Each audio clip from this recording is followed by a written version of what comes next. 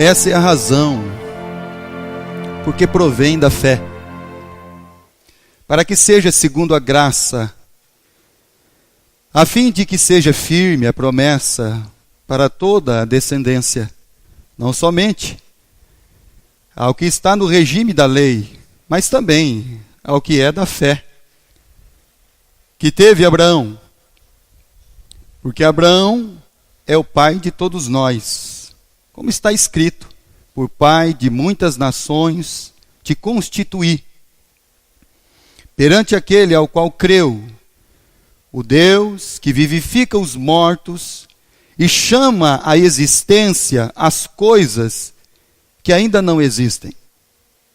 Abraão, esperando contra a esperança, creu para vir a ser pai de muitas nações, segundo lhe fora dito: assim será a tua descendência. E sem enfraquecer na fé, embora levasse em conta o seu próprio corpo amortecido, sendo já de 100 anos, e a idade avançada de Sara, não duvidou da promessa de Deus por incredulidade, mas pela fé se fortaleceu, dando glória a Deus, estando plenamente convicto de que ele era poderoso para cumprir o que prometera. A palavra de Deus diz, no livro das sabedorias de Salomão, livro de Provérbios, que a esperança adiada, ela adoece o coração. Nós estamos vivendo em um período onde o esperar, o ter esperança, a cada dia, meus irmãos, está ficando mais difícil. É difícil de você encontrar um coração esperançoso, uma face esperançosa. Aquele dia que você pode encontrar a pessoa sorrindo, porque ele tem esperança. Nós lemos aqui na palavra lida lá, escrita no livro de Jó, sobre a esperança. Sobre aquele que espera, de fato, em Deus. E que toda a sua vida está firmada e alicerçada nisso. Quando a Bíblia diz que tudo aquilo que nós esperamos não acontece no tempo e na hora que nós queremos, então isso desfalece a nossa alma. Nós ficamos entristecidos, aborrecidos, porque então os nossos planos, os nossos projetos acabaram não funcionando no tempo e nem na hora que nós queríamos. Então isso adoece a nossa alma, isso adoece a nossa mente, isso adoece o nosso corpo, isso adoece a nossa vida. A esperança adiada, ela acaba sendo um tormento para a alma. Então hoje, nós não gostamos de esperar. Essa palavra esperar, esperança, muitas vezes ela não se encontra nos nossos pensamentos diários. Apesar de muitas vezes você talvez pensar dentro do seu entendimento que os tempos estão passando muito rápido, mas para você uma semana demora muito. Um mês demora para passar. Um ano, então, vira uma eternidade. Então parece, meus irmãos, que essa questão de esperança, de esperar, está meio complicado em cada um dos nossos corações. E aí você vai notando os semblantes. Como é que você vê, como é que você nota que uma pessoa está sofrendo por causa de esperar? Você nota pelo semblante, pela vida. Você nota pelas ações, pelas palavras que saem da boca. E aí você vai vendo os corações perdendo essa esperança, não sabendo esperar mais. Hoje a gente não quer esperar mais para nada. Mas toda a esperança nossa, adiada, ela acaba de fato, meus irmãos, causando uma doença mesmo na nossa alma. ninguém gosta de esperar. Por isso que muitas vezes o Senhor Jesus, no Novo Testamento, ele gastou falando sobre o quê? A ansiedade. A ansiedade é o desejo que você tem de que alguma coisa aconteça rápido, no seu tempo, na sua hora, da maneira que você idealizou, da forma que você então previu ali, o seu projeto humano. E foi isso que assombrou o Jó. Porque Jó tinha uma vida estabilizada, tinha 10 filhos, era um homem honrado, tinha muitas posses. E quando todos os projetos da sua vida, da maquinação da sua mente, foram de água abaixo, então ele não entendeu mais nada. E aí a coisa começou a ficar complicada no coração dele. Porque ele começou a questionar Deus. Por quê? Por quê? Por quê? Por que roubaram todas as minhas coisas? Por que meus 10 filhos morreram? Por que minha esposa está assim? Por que ninguém mais quer conversar comigo? E aí é onde vai surgindo todas as questões da nossa vida. E aí o apóstolo Paulo, para falar sobre a questão da esperança, ele usa, na verdade, o Abraão. E Jesus então fala, meus irmãos, que as questões da nossa vida, elas não serão resolvidas no tempo exato que nós queremos. Quando nós falamos sobre a arca de Noé, então Noé ficou 1 ano, 1 mês e 27 dias dentro daquela arca. E ele só saiu quando Deus abriu a porta e falou, agora sai. Então tudo isso, meus irmãos, é coisas do nosso coração. São as nossas questões de ansiedade. Ansiedade por causa do trabalho, por causa da vida, por causa de filhos. Ansiedade por qualquer coisa, meus irmãos. E isso tem atormentado a vida dos servos de Deus, porque nós não sabemos esperar. E por isso que as nossas esperanças, elas acabam desfalecendo mesmo. Abra a sua Bíblia, por favor, em Evangelho de João, capítulo 5. Versículo 1. Passadas estas coisas, havia uma festa de judeus, e Jesus subiu lá para Jerusalém. Ora, existe ali, junto à porta das ovelhas, um tanque, chamado em hebraico de Betesda, o qual tem 5 pavilhões. Neste jazia uma multidão de enfermos, cegos, coxos, paralíticos, esperando que se movesse a água, porquanto um anjo descia em certo tempo, agitando-a, e o primeiro que entrava no tanque, uma vez agitada a água, sarava de qualquer doença que tivesse. Então lá em Jerusalém tinha esse tanque, o tanque de Betesda. E a Bíblia diz que tinha uma multidão de enfermos lá. Mas tem uma palavrinha aí, meus irmãos, esperando. Agora eu quero que você pense uma coisa. Esperar já não é muito legal. E a gente já não tem muito esse hábito de esperar. Imagine doente. Esperar nós não gostamos. Imagine se você estiver o quê? Doente. Aí a coisa vai ficando pior. Mas a Bíblia diz que tem uma multidão de enfermos. E eles estão esperando as águas daquele tanque se mover, o anjo que vinha de um tempo em tempo, e eles tinham que ficar esperando ali, se mover das águas. E o primeiro que chegasse lá, entrasse na água, quando a água estava movida, se movendo, ele era curado. E aí a Bíblia diz que tinha um homem lá, um homem a qual ele não cita o nome. Capítulo 5, versículo 5. Estava ali um homem enfermo, havia há 38 anos. Então nós temos 2 agravantes na vida deste homem.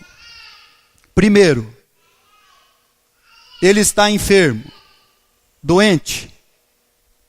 O dia que você pega uma gripe, aquela gripe bem forte, aquilo já derruba você.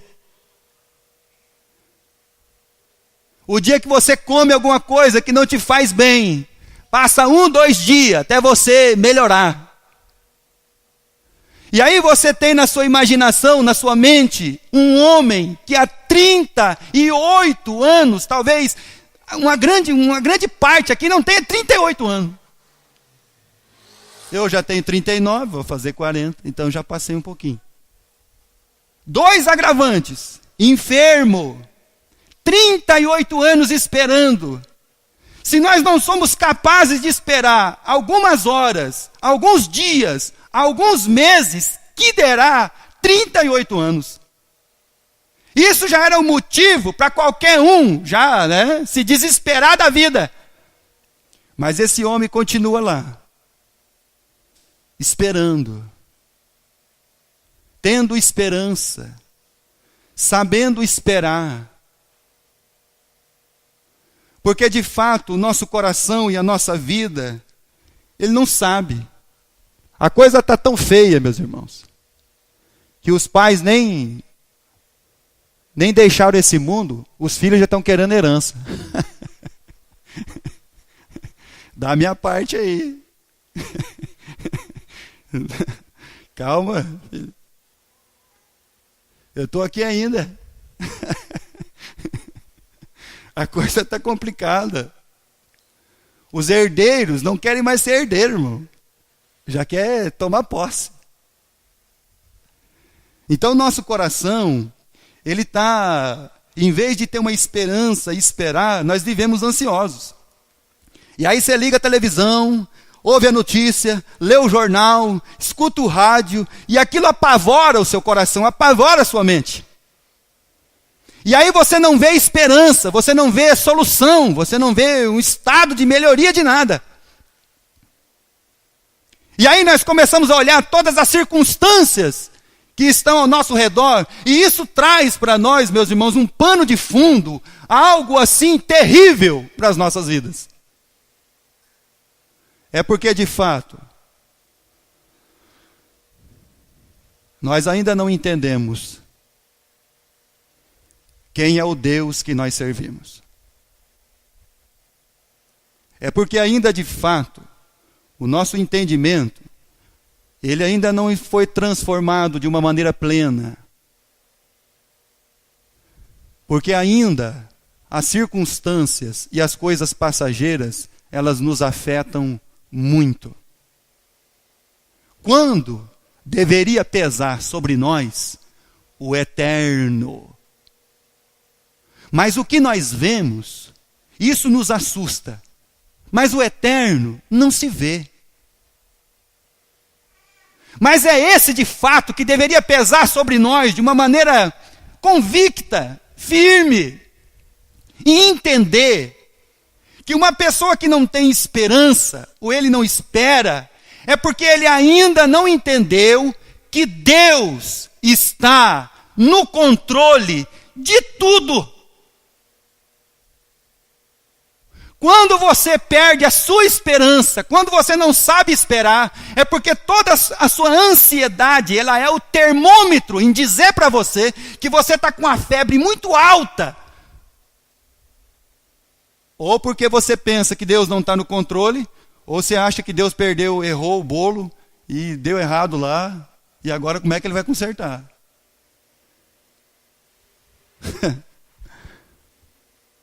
Calma lá, calma o seu coração.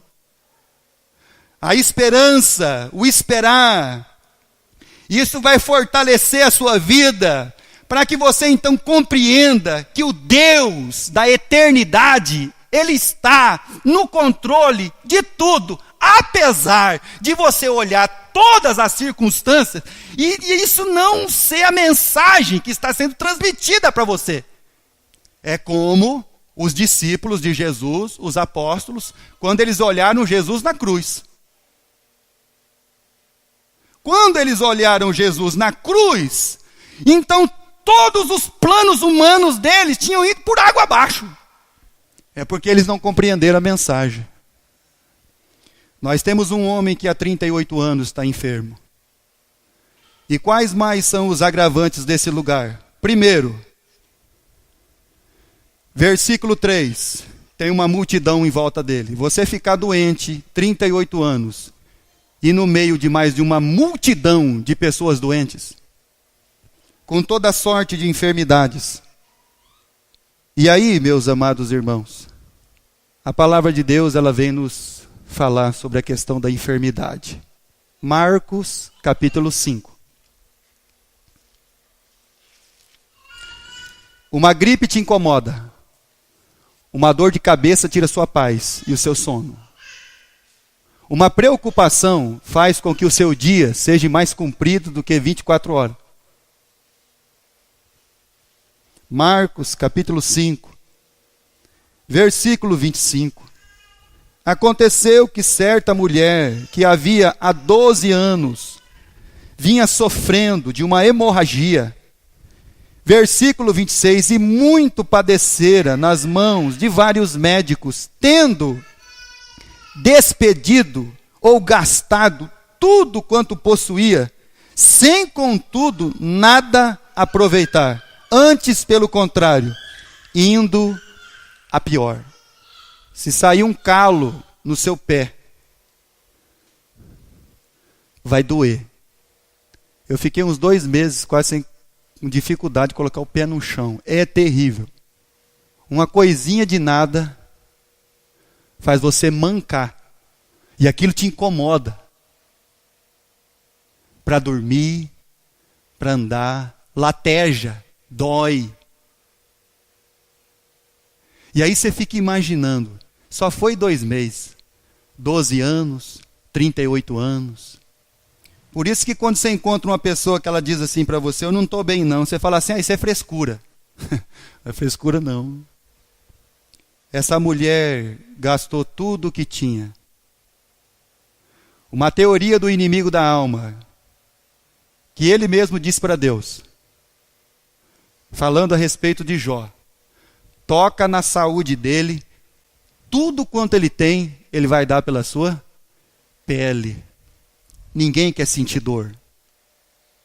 Ninguém quer ficar enfermo. Mas o homem estava esperando há 38 anos. Essa mulher, há 12. E aí eu pergunto para você, meu irmão e minha irmã, diante do quadro da sua vida, diante do quadro da situação que passa a nossa nação, como você manter a sua esperança? Como você olhar para a sua família e ter esperança? Como você olhar para os seus filhos e ter esperança? Como você olhar a cidade onde você está e ter esperança? Olhar para a igreja e ter esperança. Capítulo 4 de Romanos, versículo 19. A Bíblia diz, e Paulo falando dessa esperança, ele diz que Abraão, ele creu contra a esperança. Quando todo mundo falar para você assim, ó, tá ruim, você olha bem para a cara da pessoa e diz assim, tá bom. Não, mas como assim tá bom? Tá bom, graças a Deus. Quando todo mundo vier com a notícia para você, que a coisa não está bem, está ruim, que vai acabar, que vai ter uma guerra, guarda o seu coração. Abraão creu contra a esperança. Versículo 19. E sem enfraquecer na fé. Como que uma pessoa subsiste com a questão de fé de Deus? Fala a verdade, irmão. Fala a verdade. Seu coração, fala a verdade. Quando as coisas não vão bem lá na sua casa, na sua família, no seu trabalho, na sua vida, fala a verdade. Como é que você fica de fé? Quando seus filhos adoecem, quando as coisas não vão bem, como é que você fica de fé? Como é que você responde isso com a sua vida? Sem enfraquecer na fé. Como é que você olha tudo que está à sua volta, e tudo que está à sua volta está dizendo não para você, não é assim, isso não dá certo, isso não vai funcionar. E você está dizendo, olha, vai dar certo sim. A Bíblia diz que Deus é o quê, irmão? Bom. A palavra de Deus diz que Deus, ele é bom. E a sua misericórdia dura para sempre. O Abraão, ele não enfraqueceu na fé. Porque como Moisés, abra a sua Bíblia em 2 Coríntios, capítulo 4. Porque como Moisés, Abraão olhava para o invisível e nunca para o aparente.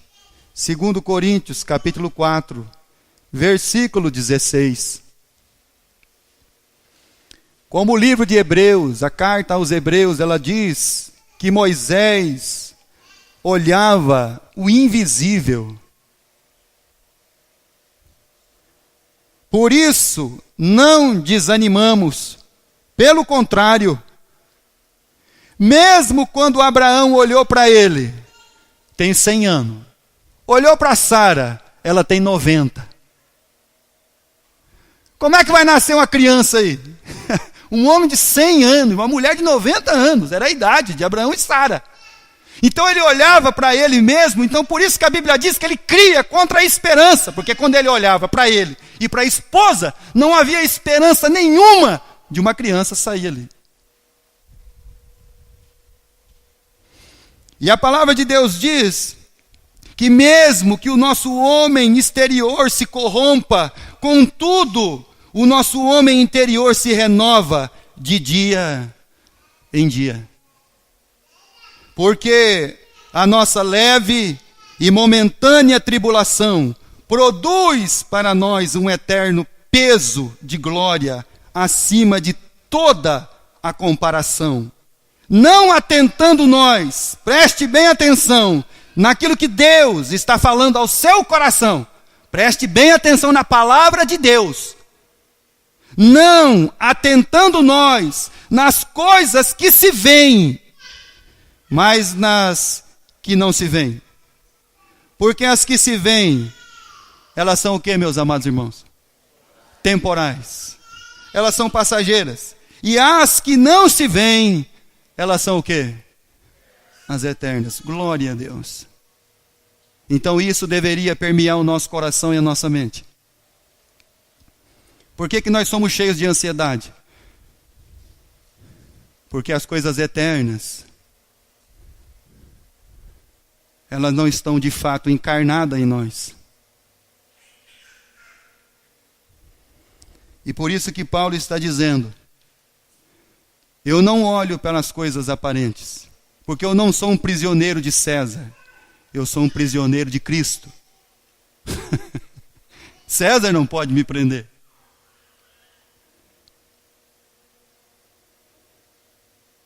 E a Bíblia diz que ele não enfraqueceu na fé. Porque ele tinha o que, irmãos? Tem uma palavrinha lá em Romanos capítulo 4, no versículo 20, no versículo 21. Ele estava convicto. Ele tinha certeza. Ele tinha plena fé estabelecida em Deus. Nossa fé está firmada no que Deus já fez. Por isso que a Bíblia diz que os antigos alcançaram um bom testemunho de fé, porque eles entenderam, aquilo criou dentro do coração deles uma raiz, que os mundos, os planetas, os universos foram criados pela palavra de Deus. Ele estava convicto. Então, por isso, que esperar é você estar convicto de que Deus está no controle da sua vida, dessa nação, deste mundo, desse sistema solar, desse universo que você vê e que você não vê. Quando você está certo, então você não tem dúvida. Então por isso que você não olha as circunstâncias. Porque você não vive pelo aparente, mas você vive pelo eterno, por aquilo que dura para sempre. Efésios capítulo 3. Já estamos quase terminando. Efésios capítulo 3, versículo 20. Ora, aquele que é poderoso para fazer infinitamente mais do que tudo quanto pedimos ou pensamos, conforme o seu poder que opera em nós. Abraão estava convicto. O apóstolo Paulo tinha uma convicção, meus irmãos, uma certeza. Certeza não é dúvida de que Deus sabe aonde você está. Deus conhece você. Sabe como Ele conhece você? No seu levantar e no seu deitar. Ele esquadrinha a sua vida. Por isso que o salmista diz assim: Senhor, esquadrinha a minha vida e vê se em mim há um caminho torto.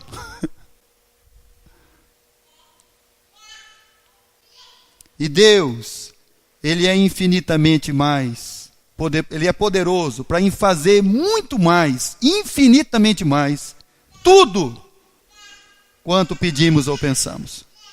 A Ele seja a glória na igreja, em Cristo Jesus, por todas as gerações, para todo sempre. Amém. Vamos encerrar lendo o Salmo 37. Se você aprende a esperar em Deus, se você espera, então você está dizendo convictamente na sua vida: Deus está no controle de tudo, inclusive da minha vida. Salmo 37, versículo 1. Não te indignes por causa dos malfeitores. Não fique triste quando você liga a sua televisão e vê que roubaram bilhões e bilhões. Nem tenha inveja. Se fosse eu, hein? Se fosse eu, aquele monte de dinheiro saindo daquele cano, né? Eu já ouvi um dia a pessoa falar para mim: toda vez que eu assisto aquele negócio, sai aquele cano cheio de dinheiro. Ai, como eu queria. Pois é, irmão. Sabe como é que é? A gente critica o cara lá que rouba, mas olha só o que eu já ouvi, né? Não tenhas inveja dos que praticam a iniquidade, pois eles, dentro em breve, definharão como a relva. Eles vão para trás das grades, irmão. Mas dia ou menos dia, a justiça de Deus vai alcançar eles. Murcharão como a erva verde. Confia no Senhor, faze o bem, habita na terra e alimenta-te da verdade. Agrada-te do Senhor, e Ele satisfará os desejos do teu coração. Entrega o teu caminho ao Senhor, confia nele, e o mais Ele fará. Fará sobressair a tua justiça como a luz, e o teu direito como o sol do meio-dia. Descansa no Senhor e espera nele. Não te irrites por causa do homem que prospera em seu caminho, por causa do que leva a cabo os seus maus desígnios. Não fique desconfiado de Deus, porque os maus, os planos deles, no nosso entendimento e no nosso falta do entendimento da verdade, dá certo. Porque na verdade não dá certo, irmão. Versículo 8. Deixa a ira, abandona o furor, não te impacientes, certamente isso acabará mal. porque os malfeitores serão exterminados, mas os que esperam no Senhor possuirão a terra. Mais um pouco de tempo, e já não existirá o ímpio. Procurarás o seu lugar, e não o acharás. Mas os mansos herdarão a terra, e se deleitarão na abundância de paz. Os que esperam no Senhor, eles serão como o monte Sião, que não se abala, mas permanece para sempre. Se você espera em Deus, você está dizendo para Deus: Senhor, de fato eu creio que a minha vida está nas tuas mãos e o Senhor tem o controle de toda ela. E que no final de todas as contas, tudo vai contribuir para o bem daqueles que amam a Deus e são chamados segundo o seu decreto. Que Deus nos abençoe, meus irmãos. Que Deus nos ajude e que essa palavra fique de fato dentro dos nossos corações. Não perca a esperança. Não se desespere. Entrega o seu caminho ao Senhor, sua família, sua vida.